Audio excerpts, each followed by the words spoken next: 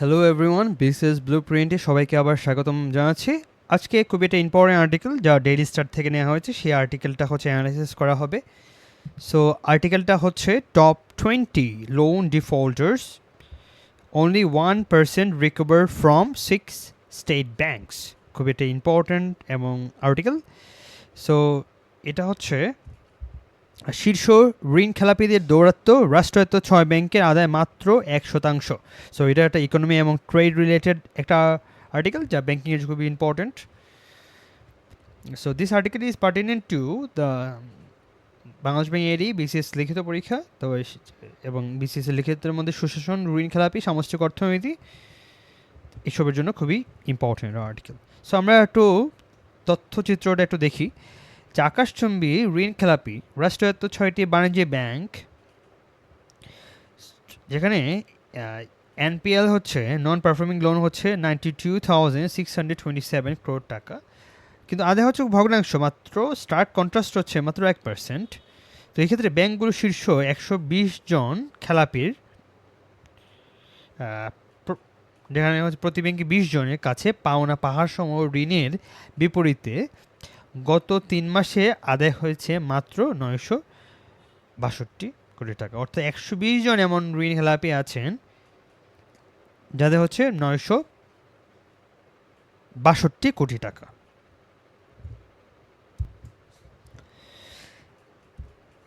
So সর্বোচ্চ ঝুঁকিপূর্ণ ব্যাংকের যদি কথা বলি, who is the precious bank? It is none other than the Janata bank. Janata ব্যাংকে ঋণ খেলাপি সবচেয়ে বেশি। বিপুল পরিমাণ অনাদায়ী ঋণের একটি বড় অংশই আইনি জটিলতা এবং উচ্চ আদালতের স্থগিতকরণের কারণে, স্টে অর্ডারের কারণে আটকে আছে। কারণ ধরেন কেউ 1,000 কোটি টাকা ঋণ নিল, সো ঋণটা নিয়ে সে হচ্ছে দিল না। এখন সো 1,000 কোটি টাকা সে যদি 10 কোটি টাকা খরচ করে একটা লিগ্যাল অ্যাডভাইজারি একটা কমিটি তৈরি করবে, যেখানে হচ্ছে বাংলাদেশের ওয়ান অফ দ্য বেস্ট লয়ার্সদেরকে আনবে। তো এনে হচ্ছে বলবে আপনি আইনের মধ্যে এমন কিছু ফাঁকফোকরগুলোকে ফাইন্ড আউট করেন যেটার মাধ্যমে খুব সহজেই হচ্ছে আমি এই লুপহোলসগুলোকে আইডেন্টিফাই করে আমি আমার ঋণের যে আমার ইন্টারেস্টটা দেওয়ার কথা, আমার ইন্টারেস্ট আমার দেওয়া লাগবে না, এমনকি আমাদের যে হচ্ছে মূল যে ধন সেটাও বা ক্যাপিটাল সেটাও আমাকে দেয়া লাগবে না। তো এটা হচ্ছে ওনাদের জন্য অনেক ইজি হয়ে দাঁড়ায়। সো আমরা যদি আরেকটা জিনিস দেখি, ব্যাংকগুলো আর্থিক স্বাস্থ্যের এক অত্যন্ত খারাপ অবস্থায় আছে, অ্যাবিসমাল আমরা বলতে পারি। তো সোনালী ব্যাংক, জনতা ব্যাংক, অগ্রণী ব্যাংক, বিডিবিএল, এই 6টি ব্যাংকের শীর্ষ ঋণ খেলাপিদের, বিডিবিএল এই 6টি ব্যাংকের শীর্ষ ঋণ খেলাপিদের কাছ থেকে টাকা আদায়ের গতি হচ্ছে স্থবির, যা সামগ্রিক সুশাসনের স্বল্পতাকে বা পাউসিটিকে নির্দেশ করে।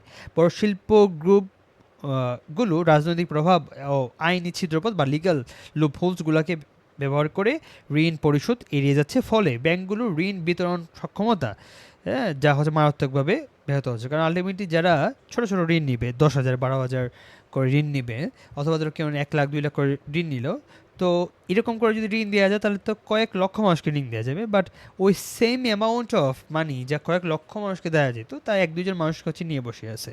বাট এই যে একটা মেকানিজমের ক্ষেত্রে একটা বড় ধরনের ডিফিকাল্টিস তৈরি হয়েছে, এই ডিফিকাল্টিসগুলোকে আসলে কোনোভাবে ঋণ খেলাপি যেটাকে আইডেন্টিফাই করে এবং তাদের কাছ থেকে টাকাগুলোকে উদ্ধার না করার কোনো সমাধান হচ্ছে না। এই বিপুল পরিমাণ অনাদায়ী অর্থ বা staggering amount of NPLs, non performing loans, মূলত একটি কাঠামোগত সংকটের ফসল, যেখানে ইচ্ছাকৃত বা উইলফুলি বা ডেলিবারেটলি হচ্ছে এটা অনিয়া দেখা যায় যারা হচ্ছে ঋণ নিচ্ছে তাদের হচ্ছে ঋণটাকে ব্যাক করার ক্ষেত্রে। সো পরিণতি ও সমাধানের রূপরেখা, ব্যাংকিং খাতের এই বিশৃঙ্খলা বা ওয়েলটার সামাল দিতে কেন্দ্রীয় ব্যাংকের কঠোর হস্তক্ষেপ ও বিশেষ ট্রাইব্যুনালের মাধ্যমে দ্রুত আইন ফয়সলা করা এখন হচ্ছে ইনডিসপেন্সেবল হয়ে দাঁড়িয়েছে। যদি এই খেলাপি সংস্কৃতি বলয় নিশ্চিহ্ন বা অবলিটারেট করা না যায়, তবে ব্যাংকগুলো ভবিষ্যতে খুব সহজেই ইনসলভেন্ট অথবা দেউলিয়া হয়ে যেতে পারে। পরিশেষে ব্যাংকের খাতের এই সংকট কেবল একটি গাণিতিক হিসাব নয়, বরং এটি রাষ্ট্রের নীতি নির্ধারণের পর্যায়ে সততা, সাধুতা এবং হচ্ছে প্রভিটির একটি বড় পরীক্ষা। সো এই যে পুরো আর্টিকেলটা আমি যেটা পড়লাম, তার যদি হচ্ছে লেখকের যে বিশ্লেষণ ক্ষমতাকে আমরা যদি এটা উল্লেখ করি, তাহলে দেখবো আর্টিকেলটি একটি এম্পিরিক্যাল অ্যান্ড এভিডেন্স বেসড ক্রিটিককে লেখা হয়েছে, যেন তথ্য উনি দিয়েছেন এবং একটি প্রমাণও উনি দাঁড় করিয়েছেন। এখানে হচ্ছে তথ্যগুলো হচ্ছে কী কী আছে আমরা হচ্ছে একটু দেখি। সে এখানে 92,000 টাকার মতো নন পারফর্মিং লোন আছে, যেখানে হচ্ছে 120 জনের মতো খেলাপি আছে এবং 962 কোটি টাকা মাত্র আয় হয়েছে, মাত্র এখানে স্টেকার কন্ট্রাস্ট 1%। তো এই ক্ষেত্রে উনি হচ্ছে রেশিও অ্যানালাইসিস করে দেখিয়েছেন এবং হচ্ছে একটা স্টার কন্টেস্ট করে দেখিয়েছেন। এভাবে তিনি একই সাথে হচ্ছে তথ্যও দিয়েছেন এবং উনি প্রমাণও উল্লেখ করেছেন। তো এটা যদি ধারাবাহিকতা আমরা আবার একটু লক্ষ্য করতে তাহলে দেখবো যে অ্যাগ্রিগেট যে এনপিএল, যে সামষ্টিক যে নন পারফর্মিং লোনের ডাটা উনি হচ্ছে সেটা উল্লেখ করেছেন এবং হচ্ছে ডিফল্টার প্রোফাইলগুলো কেমন সেগুলো হচ্ছে উনি বলেছেন। ওনারা যে বেশ প্রভাবশালী big elephant in the jungle, এটা হচ্ছে উনি হচ্ছে উল্লেখ করেছেন। মিনিট রিকভারি রেট খুবই হচ্ছে, রিকভারি রেট অনেক কম, মাত্র 1%। কারণ হচ্ছে ব্যাংকের যে আইনি যে লুপহোলসগুলো আছে, এই লুপহোলসগুলোকে আইডেন্টিফাই করে যে দেখা যায় যে পরিমাণে টাকাটা ফেরত দেওয়ার কথা সেই টাকাটা ফেরত দেওয়া হয় না, এমনকি ইন্টারেস্ট রেটটা অনেক সময় দেওয়া হয় না। তো এই যে সিস্টেমেটিক যেটা অবস্ট্রাগলস, লিগাল এবং পলিটিক্যাল, আইনি ও রাজনৈতিক যে বাধা, ওটা হচ্ছে উনি উল্লেখ করেছেন। সো সো যে এটা এক্সামের জন্য কেন ফোকাস, কারণ এটা আমরা আগেই বলেছি যে বিসিএসসির জন্য খুব ইম্পর্টেন্ট এবং এটা একটা কেস স্টাডি হিসেবে কাজ করতে পারে।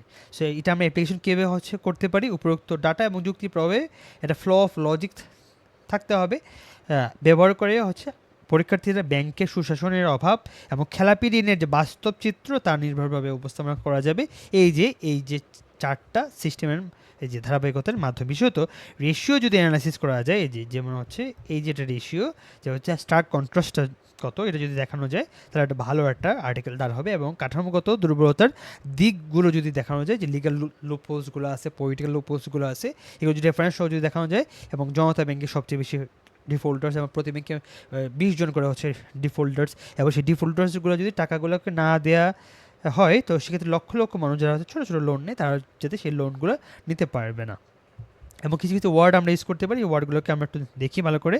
সো আমরা হচ্ছে নন পারফর্মিংস লোন অবশ্যই আমরা উল্লেখ করব, এবং হচ্ছে স্টেগারিং অ্যামাউন্ট অফ ডিফল্টস বা খেলাপি ঋণের যে আকাশচুম্বী পরিমাণ, খেলাপি ঋণ যে হচ্ছে ডিফল্টিং লোন যেগুলো, সেগুলো হচ্ছে পরিমাণ কত স্টেগারিং পরিমাণে আছে।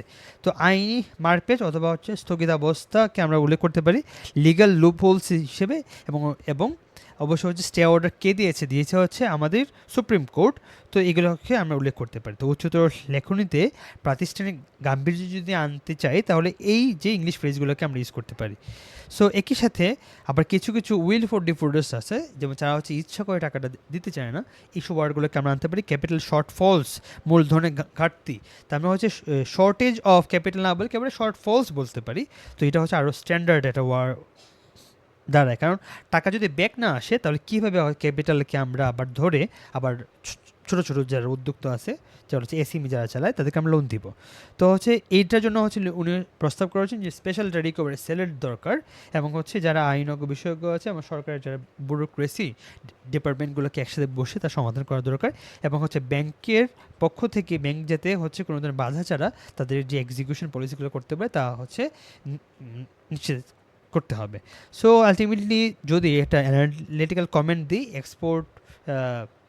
এক্সপার্ট কনক্লুশন হিসেবে, সো লেখক শুরুতেই 92,000 কোটি টাকার একটা বিশাল ফিগার দিয়ে মনোযোগ কেড়েছেন, এবং কারণ হচ্ছে 92,000 কোটি টাকা ইটস ক্লোজ টু 1 লাখ কোটি টাকা, অর্থাৎ 1 লক্ষ টাকা করে যদি ঋণ দেই মানুষকে তাহলে 1 কোটি মানুষকে ঋণ দেওয়া যাবে। তো এটা হচ্ছে অ্যামাউন্ট, যেখানে হচ্ছে 20 জন হচ্ছে প্রতি ব্যাংকের মধ্যে আছে, যেখানে হচ্ছে স্টে অর্ডারের কথা উনি হচ্ছে বলেছেন, এবং শেষ পর্যন্ত আলটিমেটলি ফিউটাইল প্রতিষ্ঠার মধ্যে পরিণত হচ্ছে।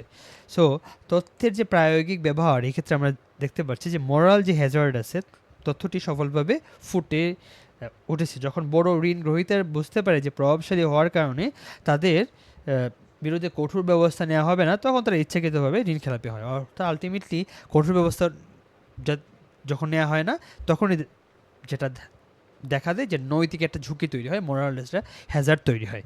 এবং এই জন্য একটা ক্রেডিট রিস্ক ম্যানেজমেন্ট আমাদেরকে করতে হবে। আমরা দেখব উন্নত দেশে যুক্তরাষ্ট্র এবং ইন্ডিয়াতে আমরা দেখি একটা ক্রেডিট স্কোর থাকে, কে ঋণটাকে নিয়ে কী পরিমাণে সেই ঋণটাকে ব্যাক করতেছে এটার উপর ভিত্তি করে তাকে একটা ক্রেডিট স্কোর দেয়। মানে তো এই রকম একটা স্কোরিং সিস্টেম যদি আনা যায়, তো স্কোরিং সিস্টেম আনা গেলে জিনিসটা সমাধান সম্ভব। এই যদি ক্রেডিট রিস্ক ম্যানেজমেন্ট সিস্টেমটা যদি আমরা আনি, তাহলে দেখব ব্যবস্থার চরম ব্যর্থতার পরিসংখ্যানগত ডাটার মাধ্যমে সম্পূর্ণভাবে এই ডাটা উন্মোচিত করার মাধ্যমে সমাধান দেওয়া সম্ভব। সবাইকে অসংখ্য ধন্যবাদ যে বিসিএস ব্লুপ্রিন্টের সাথে থাকার জন্য please subscribe this channel and hit the bell icon, and I will see you on the other side. Thank you.